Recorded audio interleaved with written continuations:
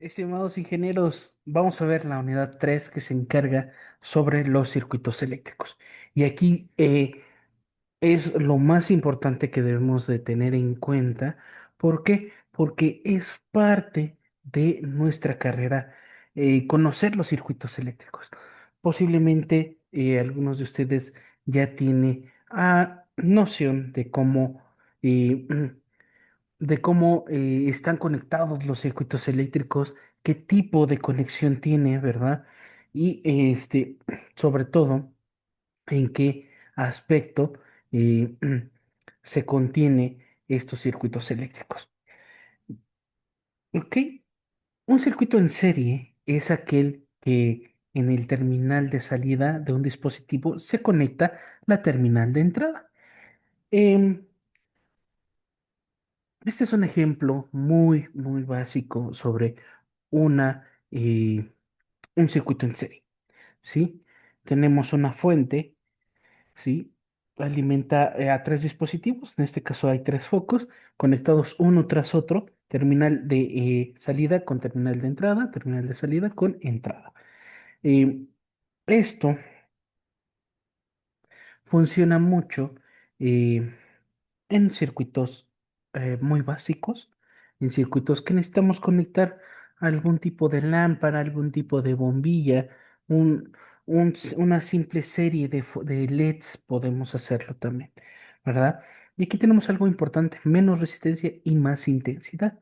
¿Sí? Eh, Esto tenemos que tener en contexto también, ¿verdad?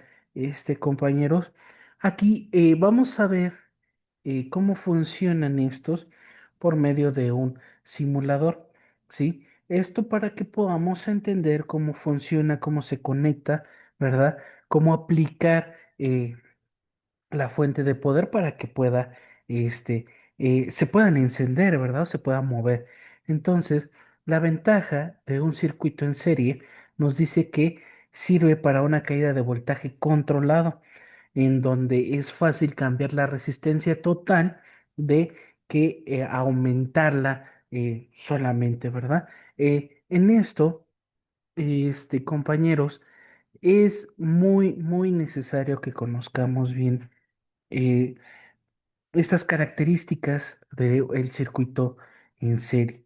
¿Por qué? Porque vamos a encontrarnos con algún tipo de dispositivo que esté conectado en serie y pues necesitamos saber en dónde aplicar ese voltaje controlado para saber si está funcionando o está fallando, ¿sí? Entonces, en eso. Desventajas, cableado en serie tiene más inconvenientes. Si un elemento se desconecta, todo deja de funcionar, se desconectan muchos elementos y si se conectan muchas lámparas, una se va a quemar, ¿sí? Y luego, pues, obviamente, si una se quema, todas dejan de funcionar.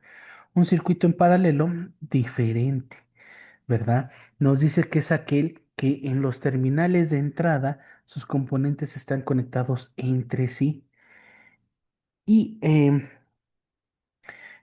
parte también de sus componentes de salida igual están conectados. Em, Aquí tenemos un ejemplo de un circuito en paralelo, ¿sí? Eh, Esto es algo también que debemos de estar practicando, que debemos de estar haciéndolo, ¿verdad? Em, Práctico para que veamos cómo está conectado, cómo fluye la corriente, cómo es que el voltaje también se reparte entre esos dos dispositivos, entre esas dos bombillas, ¿sí? Eh, mm, en esto, cada elemento, por ejemplo, aquí cada foco tiene su propio flujo de corriente. Entonces, si nosotros desconectamos uno, no pasa nada. Sigue fluyendo la corriente a través del otro dispositivo que obviamente está conectado, ¿sí? Aquí vamos a ver algo interesante, lo mismo que es resistencia e intensidad que son componentes que son necesarios para entender la próxima unidad que conocer, ¿verdad? Que es la ley de Kirchhoff. Esto es para tener en cuenta cómo ver la intensidad, si alumbra menos o alumbra más un foco o no sé, o cómo mover ese dispositivo, ¿sí? Entonces aquí vamos a entender esta parte. Las ventajas de un circuito en paralelo: mantiene el voltaje igual en todas las cargas. eh, si un elemento se desconecta, sigue funcionando los otros dispositivos, los otros elementos. Em, Podemos controlar con diferentes interruptores los elementos que están dentro del circuito, ¿sí? Una desventaja muy, muy grande que es para el circuito en paralelo, que no nos sirve para una caída de voltaje controlado, ¿sí? Entonces ahí podemos tener algún percance, ¿verdad? La resistencia total no se puede aumentar, solo disminuir. Esto nada más afecta a un experimento, ¿no? Que nosotros mismos hagamos esa disminución de resistencia. Entonces, podemos hacer esa parte. Y podemos añadir, perdón, si añadimos más elementos, la resistencia baja y ahí va a cambiar el estado del voltaje controlado. Em, los circuitos en serie y en paralelo los utilizamos en la vida cotidiana, como les estaba yo comentando. Los circuitos en serie están presentes en cargas explosivas, baterías, cables, ¿ok?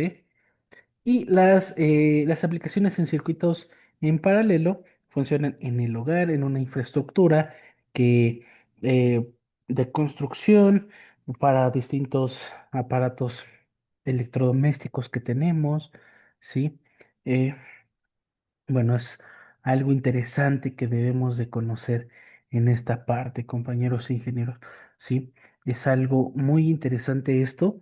Como les digo, esta unidad sí la vamos a hacer mucho, mucho, muy práctica y vamos a conocer eh, otras herramientas que nos van a ayudar a realizar este tipo de simulación para los circuitos en serie en paralelo y también un circuito mixto, ¿sí? Que está en serie y en paralelo, que parte de esto lo tenemos que resolver con la ley de Kirchhoff, que es la siguiente unidad que vamos a ver, la unidad 4 que se encarga de esto, ¿sí?